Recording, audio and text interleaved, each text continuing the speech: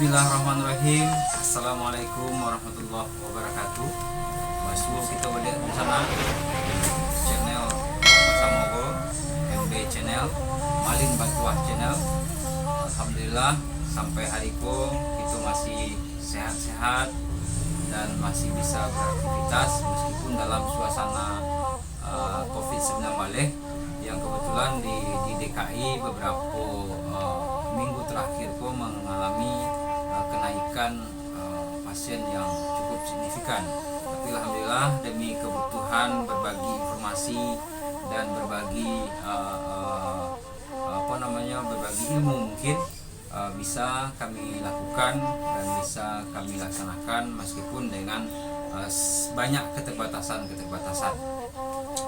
Dun sanak kami di masa Jawa Barat sesuai dengan janji di video sebelumnya bahwa kami akan hadirkan tentang perjalanan, tentang kisah, tentang karya seorang boleh kami istilahkan dengan seniman Minang, praktisi seni yang nama beliau sesungguhnya tidak asing di kalangan praktisi ataupun seniman Minang baik di Jakarta ataupun di Minangkabau sendiri.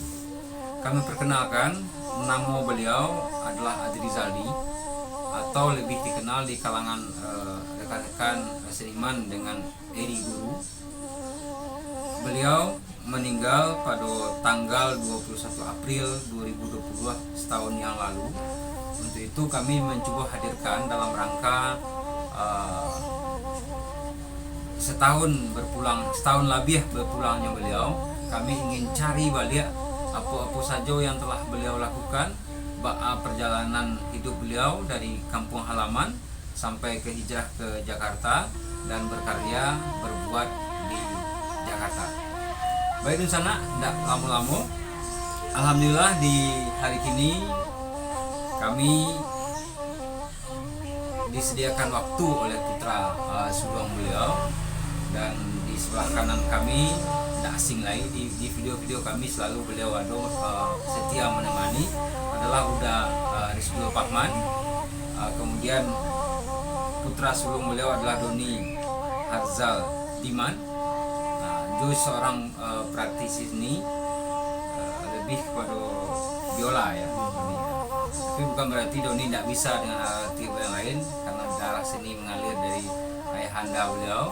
Nah, kita coba cari tentang bagaimana perjalanan seorang Eri Guru mulai dari masa kecil karena ada putra dan adik beliau dari di Siko sampai kepada beliau hijrah ke Jakarta. Terima kasih Doni, waktunya lah disediakan untuk kami.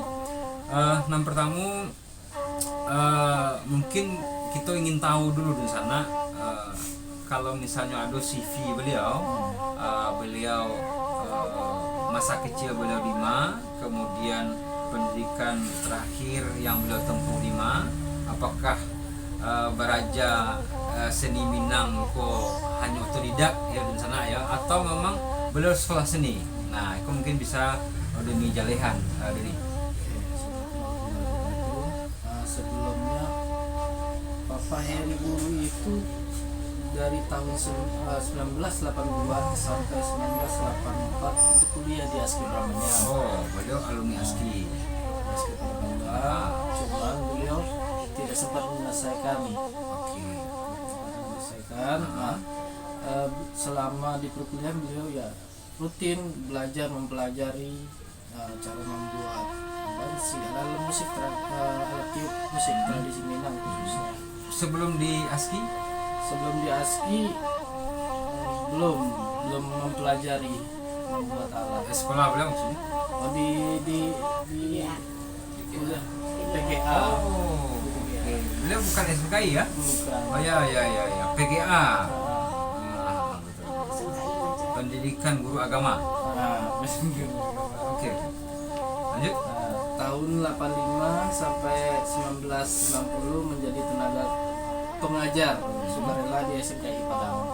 Oh, beliau ternyata bukan alumni SMKI tapi pengajar Pengajar di SMKI. lanjut Don. Setelah itu tahun 87 sampai tahun 90 aktif di grup Indojati Padang. Jadi Sangga, masih di Padang ya. masih di Padang. Terus Sampai 1988 mengikuti Pekan Budaya Banda Aceh. Memulai 91-nya memulai karir bermusik di Jakarta. 91 hijrah ke Jakarta. Jadi di sana ternyata udah iri guru, baru mulai hijrah ke Jakarta itu adalah 1991. Kita coba tanya ke adik kandung beliau udah Rizky Pahman tentang perjalanan awal beliau berkesenian di Jakarta mulai dari 91 sampai terakhir.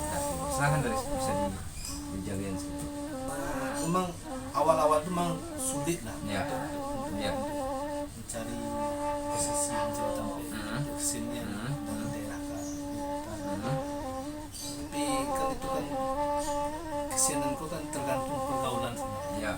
Kalau pergaulan banyak, otomatis kawan banyak, tampil main tuh kalau butuh kesenian tradisional pasti ada tampilnya, wadahnya lah. Mungkin dari situlah dia memulai untuk melakukan kesenian tradisional. Berarti dari pergaulan beliau, dari komunikasi beliau dengan baik perantau Minang, dengan mungkin alumni ASKI yang lah lebih dulu ke Jakarta, itu mulailah terbuka jaringan atau peluang-peluang sehingga pun beliau bisa mengembangkan potensi yang beliau punya. Kira-kira seperti Ya, itu. itulah.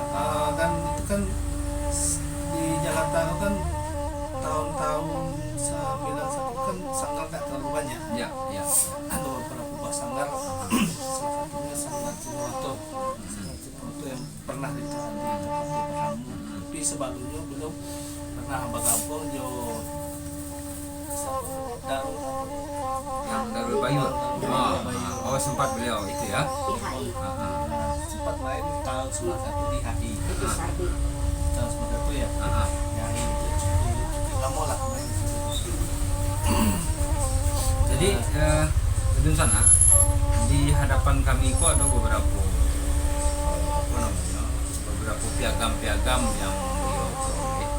Yaitu semasa hidup beliau dari 91 itu sampai 2020 itu banyak hal yang telah beliau lakukan dan banyak hal yang telah beliau sumbangkan untuk seni tradisi Minang, baik dalam memproduksi beberapa alat ataupun menampilkan dengan kebolehan beliau di berbagai kesempatan.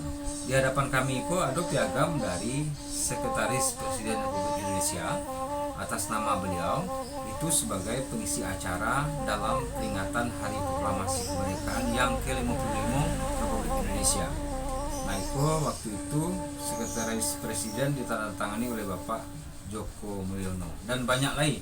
Kalau misalnya di Taman Ismail Marzuki rasa-rasanya tidak terhitung lagi apa yang telah beliau persembahkan, dan pun di beberapa sampai di beberapa negara yanglah beliau persembahkan karya-karya beliau baik selaku apakah itu komposer ya namanya atau selaku pemain di dalam sebuah karya itu.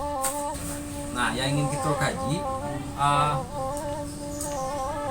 bila beliau awal memproduksi alat di Jakarta. Mulai memproduksi alat tahun 93. Telah mulai Mulai diawali dengan saluang. produksi. Oke. Belum ada alat-alat eksperimen dari dulu. Oh, oke. Jadi mungkin bisa ya silakan ditambahkan Chris.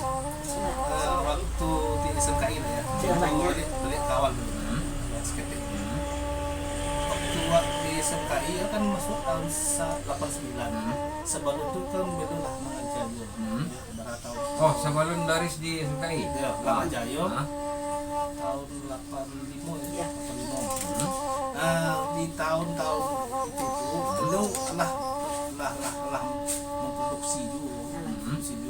malah membuat alat musik dulu yang dijualnya ke sekolah-sekolah Ya. untuk kebutuhan belajar di sekolah kan.